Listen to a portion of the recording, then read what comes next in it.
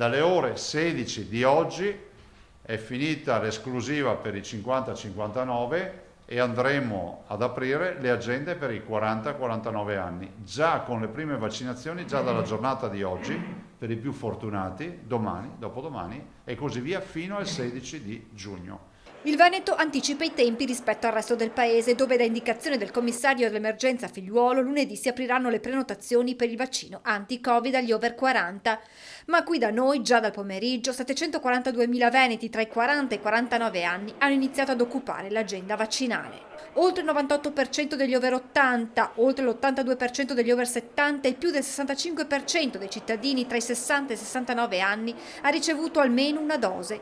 Con le vaccinazioni inizia la vera fase di convivenza con il virus. A chi mi chiede come sarà il futuro rispondo che avremo a che fare solo con i richiami, spiega Zaia, che aggiunge: finito con i quarantenni si prospetta un libera tutti. Non si andrà più per target di età e a quel punto ognuno che ha un angolo dove può fare vaccinazioni è messo nelle condizioni di non dover più chiedere la carta d'identità per capire se è fuori fascia d'età.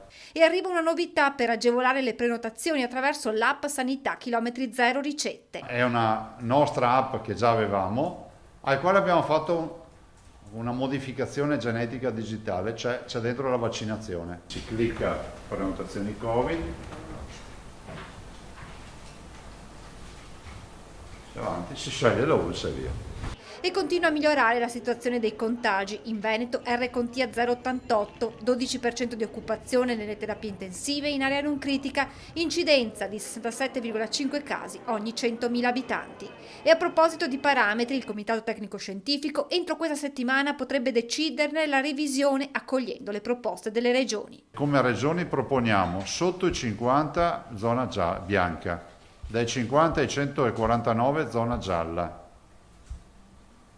dai 150 ai 250 arancione, sopra i 250 rosso, se sei sopra il 30% di intensive e il 40% di non intensive vai in rosso. Intanto il ministro della Salute Speranza ha firmato un'ordinanza che cancella l'obbligo di quarantena per chi entra in Italia dai paesi dell'Unione Europea e dell'area Schengen. Con un'altra ordinanza si rafforzano i voli Covid tested, estendendone la sperimentazione tra gli altri anche allo scalo di Venezia. È un fatto anche di ulteriore disponibilità della regione più turistica d'Italia nei confronti dei nostri turisti, dei transiti diciamo che avremo presso l'aeroporto.